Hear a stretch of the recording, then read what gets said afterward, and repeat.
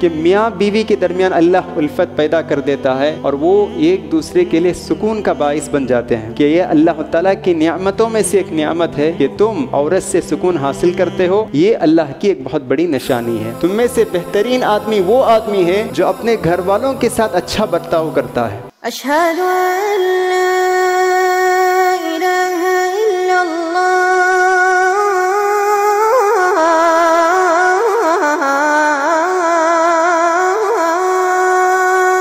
السلام علیکم ورحمۃ اللہ وبرکاتہ۔ بسم اللہ الرحمن الرحیم، الحمد للہ رب العالمین، الصلاة والسلام علی اشرف الانبیاء والمرسلین وعلى آلہ وصحبہ اجمعین ومن تبعہم بإحسان إلى یوم الدین، اما بعد فاعوذ باللہ من الشیطان الرجیم، بسم اللہ الرحمن الرحیم۔ ومن آياته أن خلق لكم من أنفسكم أزواجا لتسكنوا إليها وجعل بينكم مودة ورحمة إن في ذلك لآيات لقوم يتفكرون۔ تمام تعریفیں اللہ رب العالمین کے لیے ہے، جس نے ہدایت کے لیے انبیاء اور رسولوں کو بھیجا اور کتابیں نازل کی۔ درود و سلام و ہمارے آخری نبی پیارے نبی محمد مصطفیٰ صلی اللہ علیہ وسلم پر، جن کو اللہ تعالیٰ نے ساری کائنات کے لیے ہدایت کا چراغ اور رحمت بنا کر بھیجا۔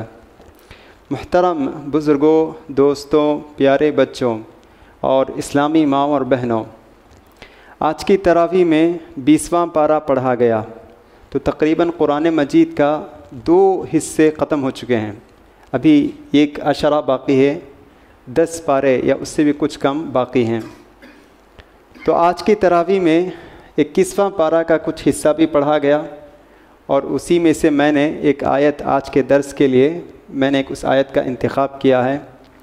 اس آیت میں اللہ تعالیٰ ارشاد فرماتا ہے، وَمِنْ آيَاتِهِ أَنْ خَلَقَ لَكُم مِّنْ أَنفُسِكُمْ أَزْوَاجًا، کہ اللہ تعالیٰ کی بہت ساری نشانیاں ہیں کائنات میں، انہی نشانیوں میں سے ایک نشانی یہ ہے ان خلق لکم من انفسکم ازواجا، کہ اس نے تمہارے لیے تمہارے ہی جنس سے اس نے تمہاری جوڑیاں پیدا کی، لتسکنوا الیہا، تاکہ تم اس سے سکون حاصل کرو، وجعل بینکم مودۃ ورحمہ، اللہ تعالیٰ نے ان دونوں کے درمیان، میاں بیوی کے درمیان اللہ نے محبت پیدا کر دی۔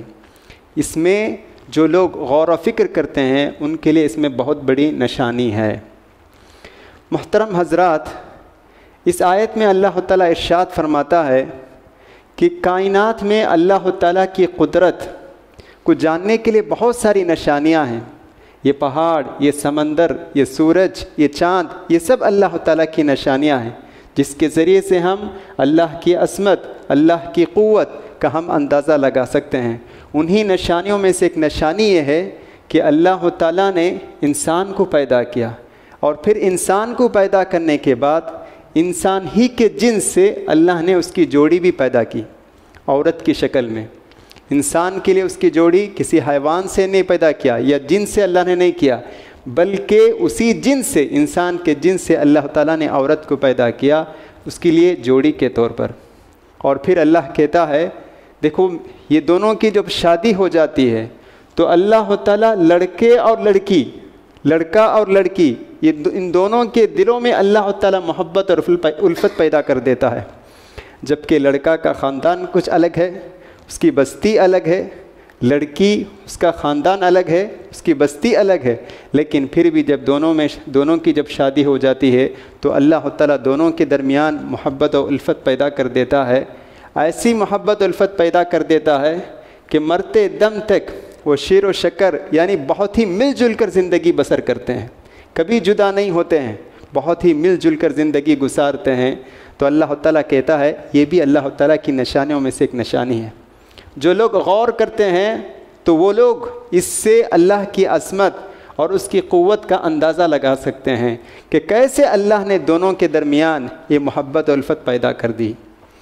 تو محترم حضرات، اس سے پہلے میں نے شادی کے تعلق سے کچھ باتیں میں نے ذکر کی تھی کہ شادی کیا ہے، شادی کا اسلام میں کیا تصور ہے اور کس قدر آسان چیز ہے جس کو آج ہم نے مشکل بنا دیا ہے، تو اسی کا ایک دوسرا حصہ لے کر میں آج آپ کے سامنے حاضر ہوا ہوں۔ دیکھیے اس آیت میں اللہ کہتا ہے کہ میاں بیوی کے درمیان اللہ الفت پیدا کر دیتا ہے اور وہ ایک دوسرے کے لیے سکون کا باعث بن جاتے ہیں۔ تو شادی ہونے کے بعد انسان کو سکون و اطمینان نصیب ہونا چاہیے۔ اگر شادی کے بعد سکون و اطمینان نہیں ہے تو وہ شادی میں کچھ کمی پائی جاتی ہے۔ تو اللہ تعالیٰ اسی کی طرف اشارہ کرتا ہے کہ یہ اللہ تعالیٰ کی نعمتوں میں سے ایک نعمت ہے کہ تم عورت سے سکون حاصل کرتے ہو، یہ اللہ کی ایک بہت بڑی نشانی ہے۔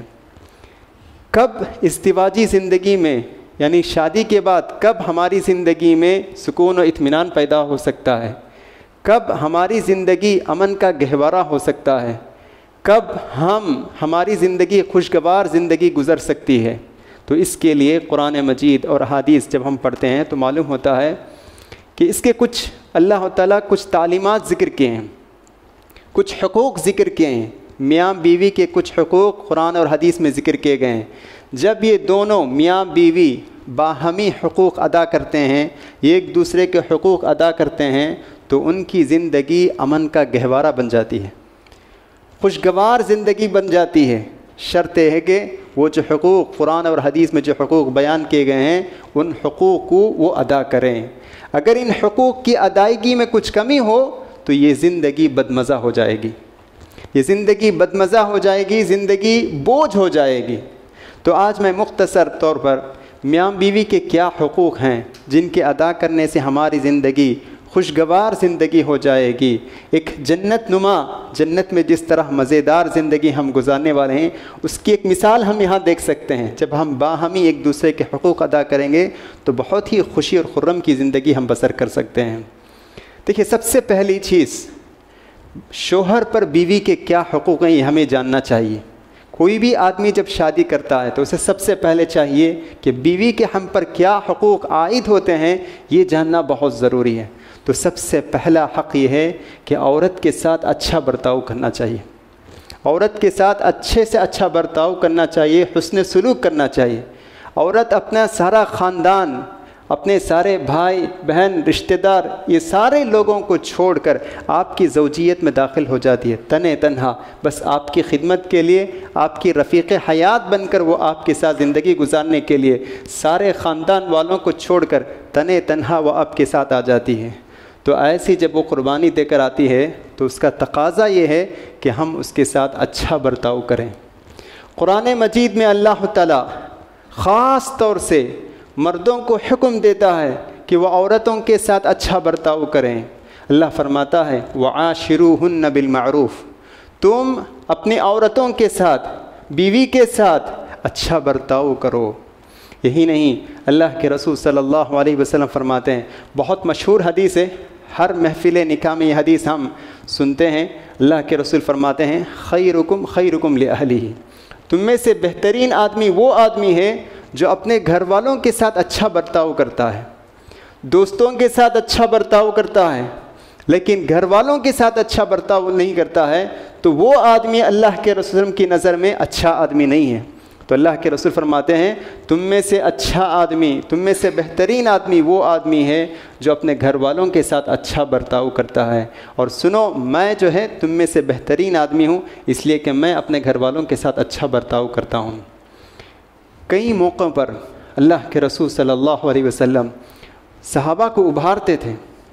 عرفہ کا میدان، ہزاروں صحابہ جمع ہیں، خطبہ تقریر کرتے ہیں اللہ کے رسول صلی اللہ علیہ وسلم۔ اس تقریر میں فرماتے ہیں استوصوا بالنساء خیرا، اے میرے صحابہ عورتوں کے ساتھ اچھا سے اچھا سلوک کرنے کی نصیحت مجھ سے تم قبول کرو، یعنی تم مجھ سے یہ بات لے لو کہ ہم عورتوں کے ساتھ اچھا برتاؤ کریں گے۔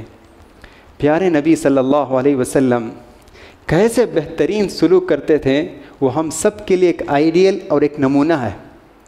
اللہ قرآن مجید میں فرماتا ہے لقد كان لكم في رسول الله اسوة حسنة، رسول اللہ صلی اللہ علیہ وسلم کی زندگی تمہارے لیے نمونہ ہے، اسوہ ہے، آئیڈیل ہے۔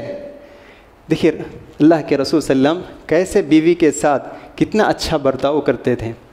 عائشہ رضی اللہ عنہ کہتی ہیں، عائشہ رضی اللہ عنہ کہتی ہیں کہ عید کا موقع تھا، حبشی لوگ مسجد نبوی میں اپنے بہادری کے کھیل کھیلتے تھے، بہادری کا کرتب دکھاتے تھے۔ عائشہ رضی اللہ عنہ کو خواہش ہوئی کہ وہ بھی جا کر وہ کھیل دیکھیں۔ کہتی ہیں میں نے جب اللہ کے رسول سے ذکر کی تو اللہ کے رسول صاحب مجھے لے کر مسجد نبوی پہنچ گئے، اور میں آپ کے پیچھے کھڑے ہو کر کھیل دیکھتی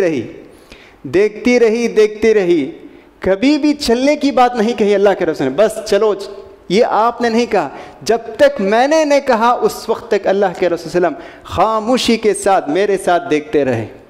اس کے بعد جب میں جانے کی بات کہی تو آپ نے پوچھا حل مللتی، کیا تمہیں بیزارگی محسوس ہو رہی ہے؟ پھر اس کے بعد اللہ کے رسول صلی اللہ علیہ وسلم میرے ساتھ نکل گئے۔ دیکھیں کیسے اللہ کے رسول صلی اللہ علیہ وسلم کتنا اچھا سلوک کرتے تھے۔ یہ حدیث ذکر کرنے کے بعد عائشہ رضی اللہ عنہا دوسرے مردوں سے کہتی ہیں اقدرو، کہتی ہیں اے مردوں تمہاری جو بیویاں جو کم سن ہیں ان کے جائز خواہشات کا تم خیال کرو، جائز خواہشات کا تم خیال کرو، جس طرح اللہ کے رسول صلی اللہ علیہ وسلم نے عائشہ رضی اللہ عنہ کی جو جائز خواہش ہے اس کو آپ نے پوری کی، تو اس طرح تم بھی جو ہے تمہاری بیوی جو کم سن ہے اور ان کی کچھ خواہش ہیں تو ان خواہشوں کو پوری کرو۔ یہی نہیں، اللہ کے رسول صلی اللہ علیہ وسلم ایک مرتبہ سفر پر تھے، صحابہ سے کہا تم آگے بڑھو، تو پھر اللہ کے رسول نے عائشہ رضی اللہ عنہ سے کہا ہم دونوں آپس میں دوڑ کا مقابلہ کرتے ہیں، رننگ ریس کرتے ہیں۔ تصور کر سکتے ہیں نبی ہیں اپنی بیوی سے رننگ ریس کر رہے ہیں، تو کہتے ہیں کہ جب ہم دونوں سے رننگ ریس ہوئی تو عائشہ رضی اللہ عنہ کہتی ہیں میں آگے بڑھ گئی، میں جیت گئی۔ تو پھر اللہ کے رسول کے ساتھ ایک دوسری مرتبہ اسی طرح ایک رننگ ریس دوڑ کا مقابلہ ہوا، تو اس میں عائشہ رضی اللہ عنہ کہتی ہیں میں کچھ موٹی ہو گئی، کیونکہ عورتیں عمر گزرنے کے بعد کچھ وزن بڑھ جاتا ہے، تو پھر کہتی ہیں اللہ کے رسول صلی اللہ علیہ وسلم اس رننگ ریس میں دوڑ کے مقابلے میں آگے بڑھ گئے، اور آپ نے کہا ہادی تلک بتلک، اب یہ میچ ڈرا ہو گیا، وہ جو آپ جیتی تھی اب میں جیت گیا ہوں۔ دیکھیں کیسے رشتہ نبھاتے تھے، ایسا نہیں دین خشک مزاج، ہنسنا نہیں کھیلنا نہیں، بیوی کے ساتھ ایسا ہی شیر کی طرح داخل ہونا، گھر میں جب داخل ہو یہ نہیں ہے، دین بہت آسان ہے، عورت سے ملنا، بیوی سے بات کرنا، خوشی کا اظہار کرنا۔ دیکھیے دوڑ کا مقابلہ ہم اندازہ کر سکتے ہیں، اللہ کے رسول صلی اللہ علیہ وسلم جب گھر میں داخل ہوتے تھے تو عائشہ رضی اللہ عنہ ان کی عمر کم تھی، کچھ سہیلیاں بھی گھر میں آ جاتی تھی، جیسے ہی اللہ کے رسول گھر میں داخل ہوتے تو وہ ان کی سہیلیاں بھاگتی تھی، تو اللہ کے رسول صلی اللہ علیہ وسلم ان کی سہیلیوں کو بلاتے نہیں بھاگو مت، جاؤ عائشہ سے کھیلو۔ دیکھیں کتنے اللہ کے رسول صلی اللہ علیہ وسلم ان کا خیال کرتے تھے۔ تو بہرحال یہ ہے سب سے اچھا سلوک کرنا چاہیے۔ دوسرا جو حق بیوی کا حق شوہر پر ہے نان و نفقہ، ان کی جو ضروریات ہیں ان ضروریات کو پوری کرنا، کھانے کی جو ذمہ داری ہے، پینے کی جو ذمہ داری ہے وہ ذمہ داری کو پوری کرنی چاہیے۔ اللہ کے رسول صلی اللہ علیہ وسلم سے پوچھا گیا کہ اے اللہ کے رسول بیوی کا ہم پر کیا حق ہے؟ آپ نے فرمایا تطعمها اذا طعمت وتکسوها اذا اکتسیت، جب تم کھاؤ تو تم اس کو بھی کھلاؤ اور جب تم پہنو تو اس کو بھی پہناؤ، یہ بیوی کا حق ہے۔ آپ اچھی طرح کھا رہے ہیں، اچھی طرح پہن رہے ہیں، لیکن بیوی کا کوئی خیال نہیں تو غلط، اس کا حق آپ پر ہے۔ دیکھیے نماز صرف صف اول میں کھڑے ہو کر نماز پڑھنا یہی عبادت نہیں ہے۔ آدمی صبح سویرے نکلتا ہے، خون پسینہ ٹپکا کر پیسے کماتا ہے اور اس سے اناج غلہ لیتا ہے۔ اللہ کے رسول فرماتے ہیں اس اناج غلہ سے وہ ایک لقمہ بھی اپنے بیوی کے منہ میں جو کھلاتا ہے، بیوی کو کھلاتا ہے تو اس پر بھی اجر ہے، وہ بھی ثواب کا کام ہے، وہ بھی ثواب کا کام ہے۔ اللہ کے رسول صلی اللہ علیہ وسلم سے پوچھا گیا کہ اللہ کے رسول ایک دینار میں اللہ کے راستے میں خرچ کیا، ایک دینار ایک غلام کو آزاد کرنے میں خرچ کیا، ایک دینار اپنے بیوی بچوں پر خرچ کیا، کون سا دینار سب سے بہتر ہے؟ کون سا دینار سب سے بہتر ہے؟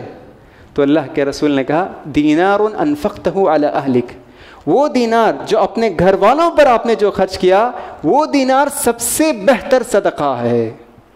تو اپنے بیوی بچوں کے لیے محنت کرنا اور ان کو کھلانا یہ سب سے افضل صدقہ ہے، سب سے بہترین صدقہ ہے۔ سبحان اللہ. تو اس سے معلوم ہوتا ہے کہ محنت کرنا، کوشش کرنا اور پیسے کمانا تاکہ بیوی بچوں کی ضروریات کو پوری کرے، ان کے کھانے پینے کا انتظام کرنا، اس نیت سے اگر کوئی محنت کرتا ہے تو وہ بھی ثواب کا کام ہے. فیکٹری میں جو خون پسینہ ٹپکا کر جو محنت کرتے ہیں، اگر نیت اخلاص کے ساتھ اگر کر رہے ہیں تو وہ بھی عبادت ہے، اس پر بھی ثواب ہے. تو آج ہم دیکھتے ہیں اس سلسلے میں بہت کمی ہے. خصوصاً میں کچھ واقعہ سنتا ہوں لیکن قابل برداشت ہے. آج بیچارے جن کی ذمہ داری نان و نفقہ کی ذمہ داری جن شوہروں پر ہے، وہ گھر میں بیٹھے ہوئے ہیں، اور اپنی ان کی عورتیں مجبور ہو کر گھروں میں جا کر برتنیں دھو کر خود کا پیٹ اور اپنے شوہروں کے پیٹ پال رہی ہیں. کتنی ناانصافی کی بات ہے. جن کا حق آپ پر ہے کہ شادی کرنے کے بعد ان کے نان و نفقہ کی ذمہ داری آپ پر ہے، اور آپ گھر میں سو رہے ہیں، کہہ رہے ہیں کہ میں کما نہیں سکتا ہوں، مجھے کوئی کام نہیں ہے، محنت سے کام چور، محنت نہیں کرنا چاہتے ہیں. تو بیچاری یہ عورت محنت کرتی ہے، مزدوری کرتی ہے، اور محنت اور مشقت سے پیسے کماتی ہے اور اپنے بیوی بچوں، اپنے شوہر اور بچوں کے پیٹ پالتی ہے. تو یہ سب غلط بات ہے، ایسا نہیں ہونا چاہیے. اسی طرح بیوی کے جو حقوق ہم پر جو عائد ہوتے ہیں، انہی میں سے ایک حق یہ بھی ہے کہ دیکھیے خوبی پر نظر ہونی چاہیے. عورت میں جو خوبی ہے اس پر نظر ہونی چاہیے، اور جو خامی ہے اس کو برداشت کرنا چاہیے، اس پر صبر کرنا چاہیے. اس دنیا میں کوئی انسان، نہ مرد نہ عورت، پرفیکٹ نہیں ہے. ہر انسان کے اندر کچھ پلس ہیں تو کچھ مائنس، کچھ خوبی ہے تو کچھ خامی ہے. کوئی انسان اس دنیا میں 100% یہ دعویٰ نہیں کر سکتا ہے کہ میں کامل انسان ہوں. اگر وہ دعویٰ کرتا ہے تو وہ انسان نہیں، فرشتہ ہے. تو یہ انسان جب تک ہے تو اس کے اندر کچھ اچھی باتیں بھی ہو سکتی ہیں، کچھ قابل برداشت چیزیں بھی ہو سکتی ہیں. تو خوبی ہے اس کو اچھی طرح اس کی تعریف کریں، اور جو خامی ہے اس پر صبر کریں، اس پر برداشت کریں. اللہ کے رسول کہتے ہیں لا يفرق مؤمن مؤمنة ان کرہ منہا خلقا رضی منہا خلقا آخر. کہ اللہ کے رسول فرماتے ہیں کوئی بھی مرد اپنی کسی مومن عورت سے ناپسند نہ کریں. اگر اس کی کوئی ایک عادت اس کو ناگوار گزرے تو بہت ممکن ہے کہ اس کی کوئی دوسری عادت اس کو اچھی لگے گی. سبحان اللہ. اسی لیے کہتے ہیں شادی سے پہلے آنکھ کھلی رکھو اور شادی کے بعد آنکھ بند کر لو. مطلب یہ ہے شادی سے پہلے جتنی تحقیق کرنا چاہتے ہیں تحقیق کر لو، لیکن جیسے ہی آپ نے کہہ دیا میں نے قبول کیا، آنکھ بند کر لو. اب نبھانا بس. اس کے اندر کچھ کمی ہو سکتی ہے، ہاں خوبصورتی ہے تو پکوان میں کمی ہو سکتی ہے، پکوان میں اچھی ہے تو کچھ خوبصورتی میں کچھ کمی ہو سکتی ہے، لیکن یہاں آنکھ بند کر لینا چاہیے. اسی لیے اللہ کے رسول صلی اللہ علیہ وسلم نے نکاح سے پہلے لڑکی کو دیکھنے کی اجازت دی ہے. مرد جو ہے لڑکا لڑکی کو دیکھ سکتا ہے نکاح سے پہلے، تاکہ اگر اس کے ذہن میں کچھ بات ہے تو وہ بات دور ہو جائیں. اللہ کے رسول نے ایک صحابی نے کہا میں نے ایک عورت سے رشتہ کیا ہے. تو آپ نے کہا کہ آپ نے اس لڑکی کو دیکھا ہے؟ تو انہوں نے کہا نہیں. تو اللہ کے رسول نے کہا دیکھو فَإِنَّهُ أَحْرَىٰ أَن يُؤْدَمَ بَيْنَكُمَا، اس لیے کہ بہت ممکن ہے کہ تمہارے درمیان ایک محبت کا ایک رشتہ ہمیشہ باقی رہے گا. تو یہ ہے، یہ بھی ایک چیز ہے جس کا ہمیں خیال کرنے کی ضرورت ہے. اسی طرح ایک چیز جس کا ہمیں خیال کرنا ہے وہ ہے معاف کرنا ہے. جانتے ہوئے بھی کوئی چیز ہمیں جانتے ہیں کہ اس نے غلطی کی، لیکن ایسا برتاؤ کرنا چاہیے کہ ہم جانتے نہیں. عورت غلطی کر رہی ہے لیکن اس کے باوجود بھی ہم اس کے سامنے ایسے ایکٹنگ کریں کہ ہم اس کو جانتے ہی نہیں ہیں. معاف کر دینا چاہیے. چھوٹی موٹی باتیں ہوتی ہیں وہ آپ کو ناگوار گزرے گی، لیکن اس کے سامنے ایسے ہم کو چلنا ہے، ایسے برتاؤ کرنا ہے کہ وہ ہمیں معلوم ہی نہیں ہے کہ کیا کر رہی ہے. ممکن ہے کہ آپ کچھ کھانا چاہتے تھے وہ کوئی دوسری چیز پکا دی، تو ایسے وقت میں جو ہے ناگواری کا اظہار نہ کریں، بلکہ خاموش رہیں کہ ہاں کچھ ان سے کچھ غلطی ہوئی، لیکن ہر بات پر گرفت کرنا، ہر چھوٹی بات پر ٹوکنا، یہ اچھی بات نہیں ہے. یہ قوم عاد کی صفت ہے. قوم عاد جن کو اللہ نے ہلاک کیا ہے، وہ چھوٹی چھوٹی باتوں پر سزا دیتے تھے. وَإِذَا بَطَشْتُمْ جَبَّارِينَ کہ اللہ کہتا ہے ہر چھوٹی بات پر گرفت کرتے تھے. ویسے ہر چھوٹی بات پر پکڑنا، گرفت کرنا، طلاق کی دھمکی دینا، یہ سب بہت غلط بات ہے. معاف کرنا ہے، معاف کرنا ہے. اگر آپ کی طبیعت کے خلاف کوئی بات گزری ہے تو اس کو معاف کر دیجئے. اللہ کے رسول صلی اللہ علیہ وسلم کے پاس ایک صحابی آئے انہوں نے کہا کہ اللہ کے رسول میرا ایک نوکر ہے، اس کو میں کتنی مرتبہ معاف کر سکتا ہوں، اس کو میں کتنی مرتبہ معاف کر سکتا ہوں اگر وہ غلطی کریں؟ تو اللہ کے رسول نے کہا 70 مرتبہ معاف کرو، 70 مرہ فی اليوم، کہ 70 مرتبہ ایک دن میں تم اس کو معاف کرو۔ میرا نوکر جو 70 مرتبہ ایک دن وہ معافی کا حقدار ہے، تو میری بیوی، میری بہن، میری ماں کتنی مرتبہ وہ حقدار ہے کہ میں اس کو معاف نہ کروں؟ ہم پوری زندگی میں 70 مرتبہ بھی معاف نہیں کرتے ہیں، اللہ کے رسول کہتے ہیں کہ ایک دن میں 70 مرتبہ معاف کرو۔ تو سبحان اللہ، تو اس سے معلوم ہوتا ہے کہ ہم معاف کرتے رہنا چاہیے۔ اسی طرح بیوی کے بھی بیوی پر شوہر کے بھی کچھ حقوق عائد ہوتے ہیں، تو ان میں سے پہلا حق یہ ہے کہ بیوی شوہر کے ساتھ اچھا سے اچھا برتاؤ کرے۔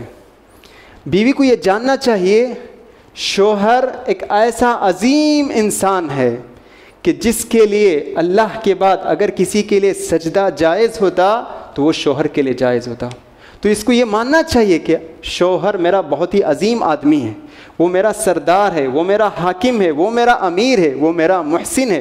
اس کا اقرار کرنا چاہیے، اس کا اعتراف کرنا چاہیے، اور یہ سمجھ کر اس کا پورا خیال کرنا چاہیے۔ اللہ کے رسول صلی اللہ علیہ وسلم سے پوچھا گیا کہ بہترین عورت کون ہے؟ آپ نے کہا جب تم اسے کسی بات کا حکم دو تو وہ اس حکم کو بجا لائیں، اور جب تم اس کو دیکھو تو تم خوش ہو جاؤ۔ عورت سے سکون ملنا چاہیے، خوشی ملنا چاہیے، ایسا نہ ہو کہ عورت کو دیکھیں آپ کو دکھ ہو، ایسا نہیں ہونا چاہیے۔ تو عورت کو چاہیے کہ مرد کے ساتھ اچھے سے اچھا برتاؤ کرنا چاہیے۔ اسی طرح ایک چیز یہ بھی ہے کہ ہم عورت کو چاہیے شوہر کے بیوی پر جو حق ہیں ان میں سے ایک حق یہ بھی ہے کہ عورت شوہر کی اطاعت و فرما برداری کرے۔ جب تک شوہر قرآن اور حدیث کے خلاف کسی بات کا حکم نہ دیں اس وقت تک بیوی کو چاہیے کہ وہ شوہر کی مکمل اطاعت و فرما برداری کریں۔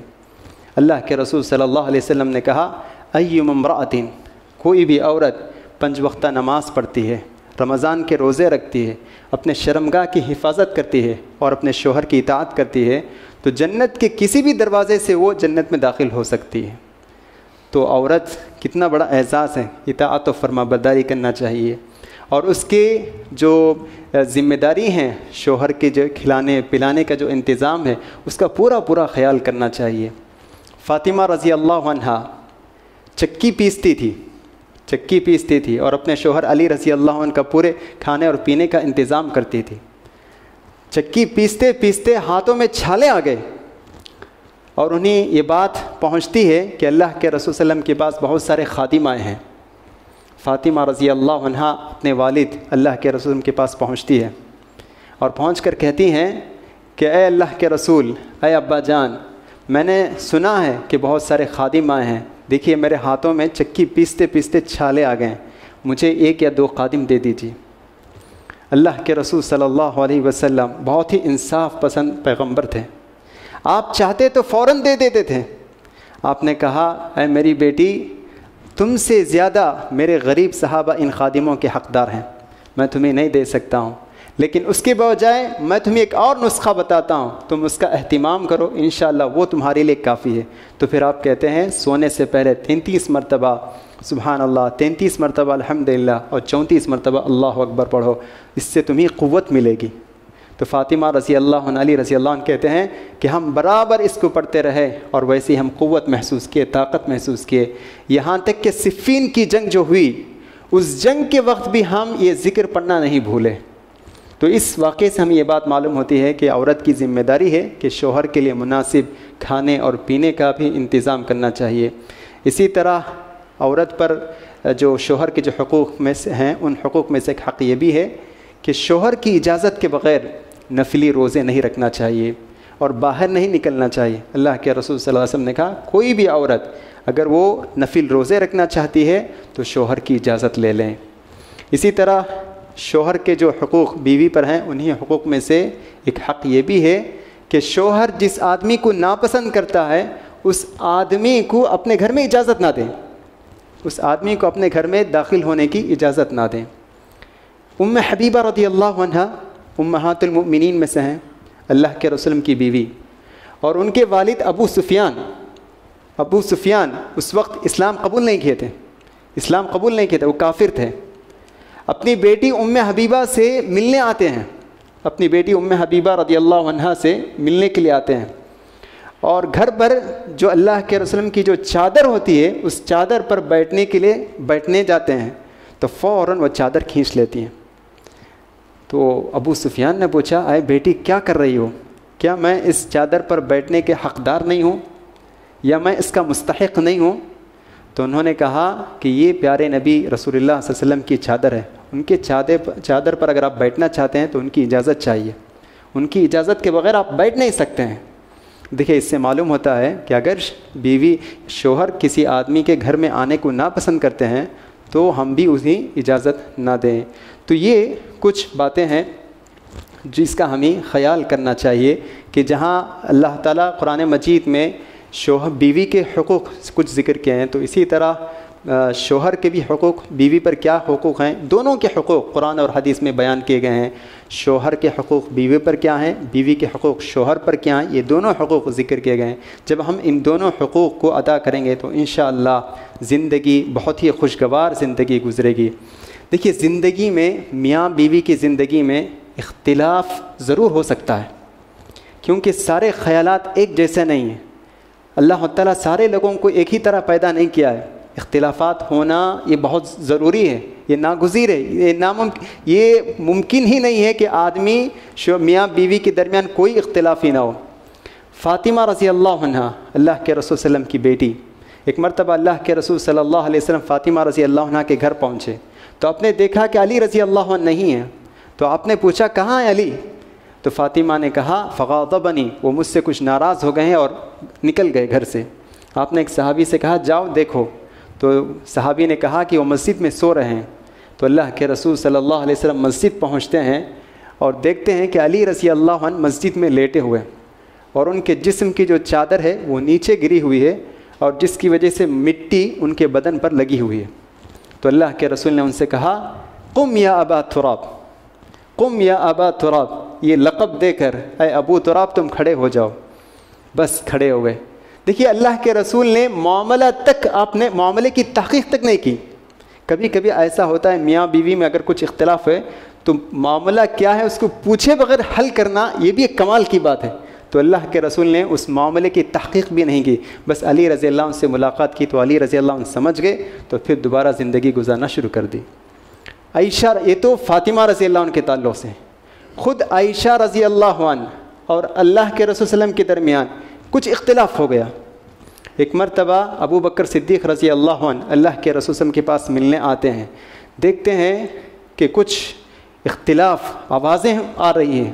عائشہ رضی اللہ عنہ اپنی آوازیں بلند کر رہی ہیں.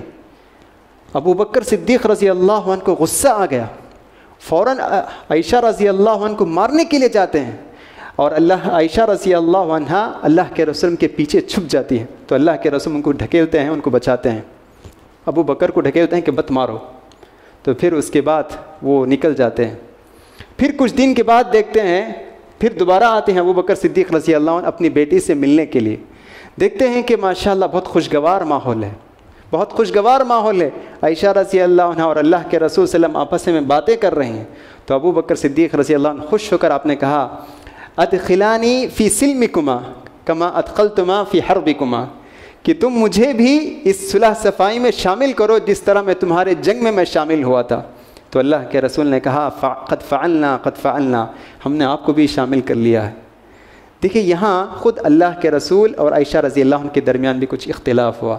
بہرحال اختلاف ہو سکتا ہے لیکن اختلاف کو بڑھنے نہیں دینا چاہیے. خود حل کر لیں یا اگر بڑے لوگ اگر کسی کو اس کی اطلاع ہو جائیں تو فوراً اس کو حل کرنے کی کوشش کریں. آخری بات یہ ہے کہ اگر اختلاف ہو جائیں اور اختلاف صلح کرنے کے ناقابل ہو اور بس عورت بھی چاہتی ہے کہ جدائی اختیار کرنا چاہتی ہے اور مرد بھی جدائی اختیار کرنا چاہتا ہے تو ایسے وقت میں آخری حل یہ ہے کہ خلا لے سکتی ہے. اللہ کے رسول صلی اللہ علیہ وسلم کے زمانے میں ثابت بن قیس رضی اللہ عنہ ایک صحابی تھے. تو ان کی بیوی اللہ کے رسول صلی اللہ علیہ وسلم کے پاس آتی ہیں. دیکھیں کتنی امانت داری کے ساتھ وہ کہتی ہیں. وہ آ کر کہتی ہیں کہ اے اللہ کے رسول، ثابت بن قیس، نہ میں ان کی دینداری کے بارے میں مجھے کوئی شک ہے اور نہ ہی ان کے اخلاق کے بارے میں مجھے کوئی شک ہے. کوئی عیب ان میں نہیں ہے، لیکن پھر بھی ان کی نفرت میرے دل میں ہے، میں نہیں ان کو پسند نہیں کر رہی ہوں، اس لیے میں ان سے خلا لینا چاہتی ہوں۔ تو اللہ کے رسول نے ان سے پوچھا اتردین حدیقتہ، کیا تم جو مہر میں جو باغیچہ تم لیے ہیں تم اس کو واپس کر سکتی ہو؟ تو انہوں نے کہا بل وزیادہ، صرف باغیچہ ہی نہیں، وہ باغیچہ بھی میں واپس کرنے کے لیے تیار ہوں، اور بھی اگر کچھ زیادہ مانگنا چاہتے ہیں وہ تو میں وہ بھی دینے کے لیے تیار ہوں۔ تو پھر اللہ کے رسول نے ثابت بنت قیس سے کہا اقبل الحدیقہ وطلقها طلیقۃ واحدہ، کہ تم اس باغیچے کو واپس لے لو اور تم ایک طلاق دے دو۔ تو خلا میں ایک طلاق دینا ضروری ہے، تو اس طرح طلاق دے کر وہ جدائی اختیار کر لیا۔ تو بہرحال دیکھیے اسلام کی تعلیمات خوشگوار زندگی گزارنے کے لیے بہت ہی آسان ہیں اور ہم عمل پیرا ہو سکتے ہیں۔ تو آج جتنے خاندان میں رشتے ٹوٹ چکے ہیں ان کے جڑنے کے لیے ہم یہ تعلیمات کو ہم عام کرنا چاہیے۔ جب ہم ان تعلیمات پر عمل کرنا شروع کریں گے تو انشاءاللہ ہماری زندگی خوشگوار زندگی گزرے گی۔ آج کئی ایسے مسائل ہیں، اب عید کے بعد بھی بہت شادیوں کا ایک سیزن شروع ہونے والے ہیں، تو ایسے وقت میں ہم ان باتوں کو سارے لوگوں تک پہنچانا چاہیے۔ دیکھیں ملیشیا کی بات ہے، ملیشیا میں طلاق اور خلا کی جو پرسنٹیج بتاتے ہیں، پہلے جو ہے 30% شادیاں ہوتی تھی، اس میں 30% جو ہے طلاق اور خلا ہو جاتی تھی۔ تو لوگوں نے اس پر غور و فکر کیا، کیوں، اس کی وجہ کیا ہے؟ تو پھر انہوں نے ایک کورس شروع کیا کہ جس کی بھی شادی ہوتی ہے تو ان کے لیے ضروری ہے کہ وہ جو ہے شادی سے متعلق جو کورس ہے وہ کورس میں شریک ہونا چاہیے۔ 1 دن کا کورس یا 2 دن کا کورس شادی کے نام سے وہ لوگ رکھے ہیں، تو وہ کورس میں شریک ہونا ضروری ہے۔ تو ابھی میں چنئی میں ایک پروگرام میں شریک تھا، تو وہاں ایک لائر بھی آئے تھے، تو وہ کہتے ہیں اس کا اتنا فائدہ ہوا کہ اگلے سال یا کچھ چند سال کے بعد جب پھر دوبارہ سروے کیے تو طلاق اور خلا کے جو پرسنٹیج ہے وہ صرف 7% ہے، 30 کا اور 37 یعنی 30 پر 7 کا ہے۔ تو اتنے زیادہ سبحان اللہ اس ورکشاپ کے ذریعے سے، اس کورس کے ذریعے سے لوگوں کو فائدہ ہوا ہے۔ تو ضرورت اس بات کی ہے کہ ہم بھی اس طرح کچھ شروع کریں تاکہ ہمارے خاندان میں، ہماری بستیوں میں، شہروں میں جو واقعات ہوتے ہیں ان سارے واقعات کو ہم کم کریں۔ اللہ تعالیٰ سے دعا ہے کہ اللہ تعالیٰ ہم تمام لوگوں کو شوہر میاں بیوی کے جو حقوق ہم سنے ہیں ان سارے حقوق کو ادا کرنے کی توفیق عطا فرمائیں۔ آمین وآخر دعوانا الحمد للہ رب العالمین۔ سبحانک اللہم بحمدک اشہد ان لا الہ الا انت استغفرک واتوب الیک۔